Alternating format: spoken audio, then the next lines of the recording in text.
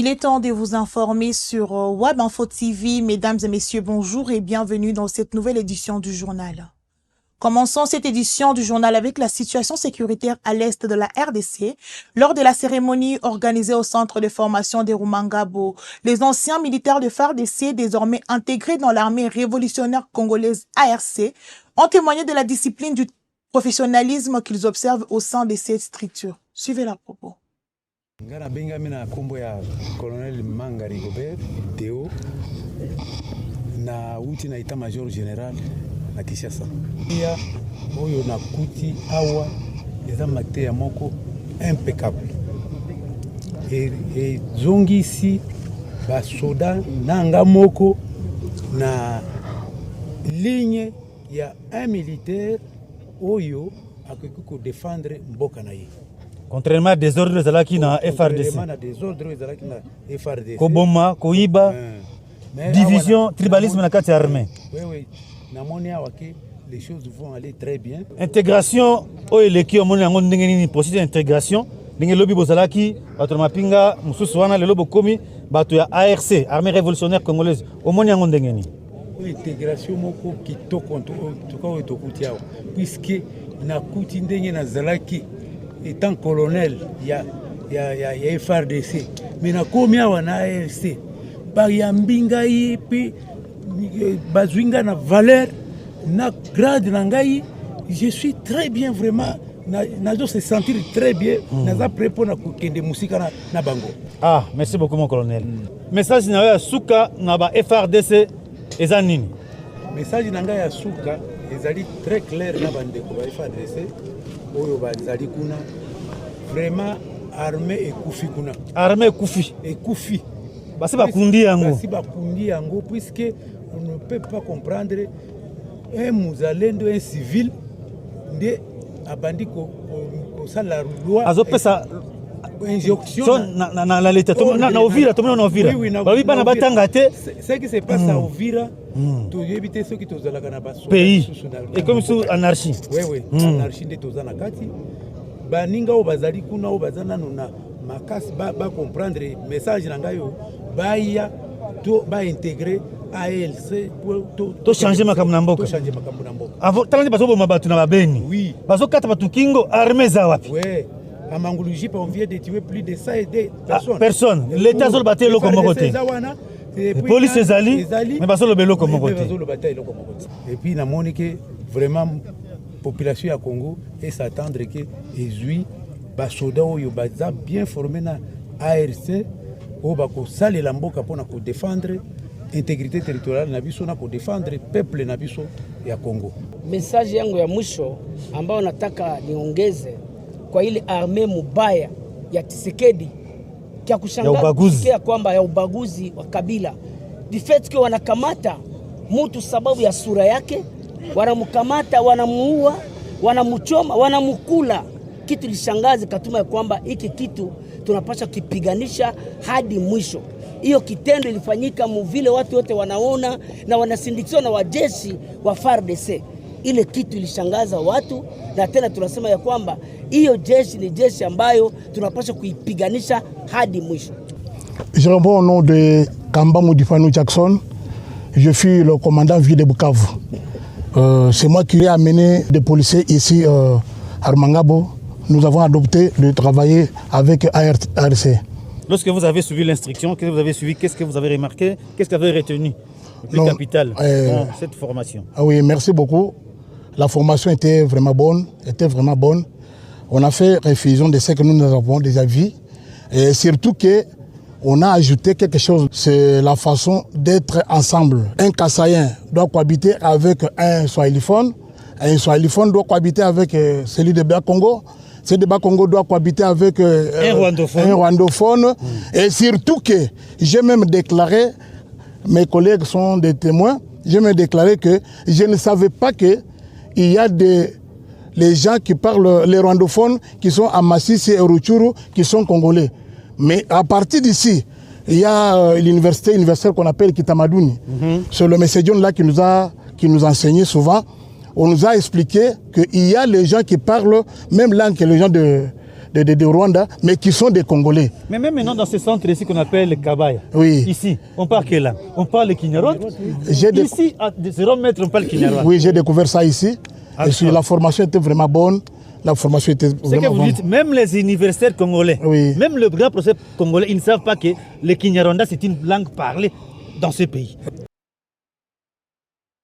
En politique, le mardi 16 septembre 2025, le président de l'Assemblée nationale, Vital Kamerhe, accompagné de membres du bureau, a reçu de main du secrétaire général Jean Gouvulu Koji une copie de la pétition initiée contre 5 membres du bureau. Reportage.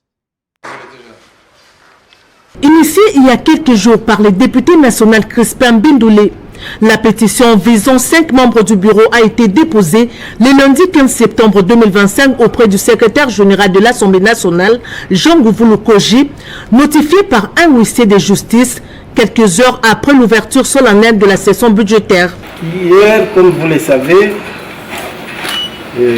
dans l'après-midi, j'ai été notifié par un huissier de justice des pétitions qui ont été initiées par quelques députés à l'endroit de certains membres du bureau. Et je les ai réceptionnés et à mon tour, je me suis fait le devoir aujourd'hui de remettre à chaque membre du bureau sa pétition. Le mardi 16 septembre, le président de l'Assemblée nationale, Vital Kamerhe, accompagné des membres du bureau, a reçu des mains du secrétaire général la copie de cette pétition. Cet acte illustre son attachement au respect des principes prescrits par les règlements intérieurs, décontractés et sereins. Le président Vital Kamerhe a salué cette initiative démocratique, droit reconnu aux élus nationaux. Soucieux du prestige de la Chambre basse du Parlement et fidèle aux règles qui la régissent, il a précisé que le règlement intérieur sera scrupuleusement respecté pour l'examen de cette pétition. Merci, monsieur le secrétaire. Nous avons voulu tout simplement remettre les choses dans la légalité. Merci, honorable président. La pétition est reconnue dans notre règlement intérieur. On ne remet pas ça dans les couloirs. Hier, nous nous excusons encore une fois de plus. Quand on parle des excuses, déjà, c'est la faiblesse. Auprès de nos amis pétitionnaires qui sont venus quand nous sommes partis. Nous étions là toute la journée, ils sont venus après 15 heures et vous avez bien fait de réceptionner ça. Nous avons fait un communiqué ce matin par la salle de communication pour qu'ils viennent et même répondre et le déposer. Mais nous sommes dit, puisque ça se trouve chez vous, avant que je ne parte, je vous dis que de façon à prendre à témoin l'opinion nationale et internationale et ensemble de membres du bureau pour réceptionner officiellement, pour faire aucune obstruction à une démarche qui est légale. Et donc, nous allons poursuivre avec cette démarche pour préserver d'abord l'image et le prestige de notre institution, qui est une grande institution, et ensuite le prestige de l'image de chaque député. Les élus du peuple sont des grandes personnes, des personnalités importantes dans notre pays. Et en fait, les membres du bureau, ils sont au service de la nation. Une pétition ne veut pas dire l'arrêt de mort. Donc nous avons observé scrupuleusement les règlements intérieurs. Nous voulons rassurer les honorables députés. Et le règlement intérieur sera respecté dans ses lettres et dans son esprit. Merci beaucoup. En toute urgence, le speaker de la Chambre basse du Parlement a réuni les bureaux afin de prendre les dispositions nécessaires pour se conformer aux prescrits du règlement intérieur. L'Assemblée nationale convoquera mercredi 17 septembre 2025 une plénière destinée à mettre en place la commission spéciale et temporaire chargée d'examiner cette pétition. Conformément aux dispositions de l'article 31 du règlement intérieur, cette commission sera composée d'un délégué par groupe parlementaire ainsi que d'un représentant des non-inscrits. Le premier vice-président Jean-Claude Chilumbay a été instruit de convoquer cette plénière. Poursuivons cette édition du journal, mesdames et messieurs, avec le ministre délégué en charge des anciens combattants, Elisa Tambwe, a rappelé l'impact historique sur de l'armée congolaise sur la scène internationale. Suivez ses propos. Comme vous savez, son Excellence, Monsieur le Président de la République, n'a cessé d'honorer et de soutenir le militaire parce que ce sont ces vaillants combattants qui font ce que nous puissions avoir la paix que nous avons, bien que partielle, compte tenu de l'agression actuellement. La meilleure façon de motiver ceux qui s'engagent pour la défense de la patrie, c'est d'honorer ceux qui sont passés, ceux qui ont vécu. Voilà pourquoi Uvira étant la ville de la résistance, il fallait honorer ces vaillants dignes fils du pays, du nom de Michel Mbavu Dogo, Mbavu Moya comme on l'appelait. C'est d'un fils de Fizi qui s'est battu et qui a montré de quoi les Congolais sont capables. Aujourd'hui, on peut croire que l'armée congolaise est faible, c'est par manque de connaître l'histoire. Grâce à l'armée congolaise, les Rwandais existent, l'Ouganda existe, la Tanzanie existe, et l'Éthiopie existe. Même la Belgique a été sauvée par cette armée, cette force publique. Le mal est que nous enseignons peu l'histoire du pays. Les Italiens ont été battus par l'armée et la force publique. Les Allemands, la même chose. Et cela veut dire qu'aujourd'hui, si nous estimons que l'armée congolaise est faible, et si c'est trompé, ce n'est pas connaître l'histoire. Mettez les Congolais dans les conditions, ils vont vous montrer de quoi ils sont capables. Aujourd'hui, nous sommes devant la... Dans la province du Bas-Ouélé, le gouverneur Mike Mokeni a procédé au lancement officiel de travaux de réhabilitation de la route nationale numéro 25. Suivez. C'est quoi le but de votre mission? C'est d'abord l'itinérance. Je vais venir à la rencontre de ma population, les écouter, les voir, savoir tout ce qui se passe, comment les choses évoluent. Ensuite, c'est faire le contrôle des travaux de la route. Cette route sur laquelle nous sommes, c'est la RN25. Ça connecte le Bas-Ouélé et le Haut-Ouélé. C'est une route, historiquement, c'est une route d'une importance capitale. Ça même qui était le moteur du développement de notre province et qui avait fait de notre province le grenier agricole. C'est une route qui désenclave pratiquement 4 territoires sur les 6 territoires qui composent notre province. Et donc, il était pour nous important que nous puissions ouvrir cette route qui a été fermée, abandonnée, détruite pendant plus de 40 ans. C'est une route où même les vélos avaient des difficultés à passer. Mais aujourd'hui, regardez, la route, elle est de nouveau praticable. On passe avec des véhicules, avec des camions. Et tout ça, c'est grâce à la volonté de son Excellence, Félix-Antoine Tshisekedi Tshilombo. Et nous, ces représentants de province, sommes dans l'obligation d'implémenter cette vision ici, dans notre province. Et donc, je suis le plus heureux aujourd'hui parce que je viens de parcourir plus de 150 km en véhicule, sans aucun bourbier. Et je suis persuadé que la deuxième phase du lancement des travaux que nous allons faire demain sera un ouf de soulagement parce que la province va être maintenant connectée au chef-lieu. On aura Outa, qui est le chef-lieu de la province, qui sera directement connecté à tous ces territoires.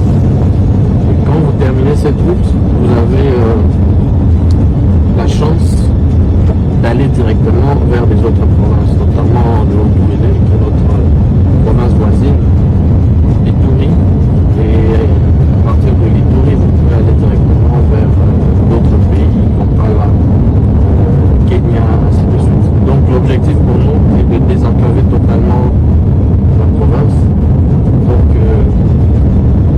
le petit peuple, les hommes d'affaires, les commerçants puissent revenir dans la province, puissent améliorer les conditions dans lesquelles la population a tant souffert pendant des années. Dans 6 mois, quand la route sera faite, un sac de ciment ne va plus coûter 200 000 francs, ça va peut-être coûter 30 000 francs, parce qu'on n'aura plus de difficultés de transport. Les gens pourront construire. Et donc ça sera un effet boule de neige, et nous sommes persuadés que la province aura pris désormais son élan. Voilà le but de cette mission que nous sommes en train d'effectuer. Pour clore cette édition du journal, la campagne d'école sans banc se poursuit sur le terrain. Ce mardi 16 septembre 2025, 2 écoles conventionnées kimbanguistes ont reçu un appui concret. 750 bons pupitres ont été remis dans le cadre de cette opération. Une initiative du service national menée sous la direction du lieutenant-général Jean-Pierre Kassongo Kabwik, commandant du service national. Suivez ce reportage. C'est avec des pas de danse au rythme du légendaire fanfare Kimbangiste que les services nationaux et son commandant ont été accueillis par les élèves ce mardi 16 septembre 2025. Bienvenue au grand complexe au Kimbangiste de Kimbantseke 3. Cet établissement scolaire avec ses 4 directions ont reçu 500 bons, une dotation estampillée SN et une production signée bâtisseur de la nation. Sur instruction du chef de l'État, Son Excellence M. Félix Antoine Tshisekedi Tshilombo, le service national met à votre disposition 500 bancs pupitres dans le but d'améliorer les conditions d'accueil et d'études des élèves. Cette opération s'inscrit dans la suite de la série qui nous avait conduit d'abord dans les écoles officielles dites non conventionnées, avant de la poursuivre dans les écoles conventionnées catholiques, protestantes, kimbanguistes et autres.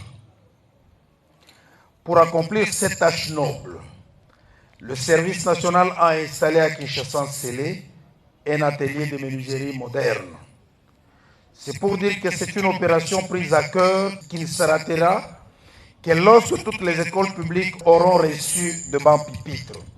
Les bancs pupitres, cette école conventionnée kimbanguiste en avait grandement besoin, car voici les bancs sur lesquels s'asseyaient plus de 2000 élèves pour étudier. Des conditions indécentes et humiliantes qui désormais appartiennent au passé. La situation n'était guère reluisante à l'EP1 qui se lequelait à Kassavobo. Mais ça, c'était avant l'arrivée de la caravane du service national avec 250 bancs. Cette dotation a valu au lieutenant-général Jean-Pierre Casson-Okabouik un surnom sur fond des remerciements des autorités de ces écoles.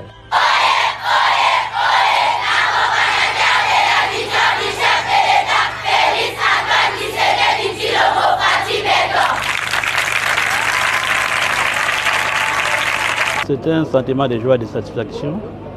J'ai profité de cette occasion d'abord pour remercier le président de la République, son Excellence Félix Antoine Tshisekedi Tshilombo, qui a instruit le service national à doter les écoles en bancs pupitres. Avec le programme de la graduation de l'enseignement, nous avons eu beaucoup d'enfants. Et les écoles conventionnées kimbanguistes n'ont pas suffisamment de bancs pupitres. Raison pour laquelle nous avons toujours sollicité auprès des autorités pour que nos écoles soient dotées en bancs pupitres pour contribuer à améliorer la qualité de l'enseignement. La caravane du service national poursuit sa ronde. Objectif, matérialiser la vision du chef de l'État en renforçant la capacité d'accueil des écoles et en améliorant les conditions d'études de tous les élèves, où qu'ils soient, à travers la République. C'est la fin de cette édition du journal, mesdames et messieurs. Merci de nous avoir suivis. Abonnez-vous si ce n'est pas encore fait et surtout activez la cloche de notification pour être au courant de tout sur Web Info TV. Nous adressons nos sincères remerciements à la technique Thomas Zawadi. Merci et à très bientôt pour la prochaine édition.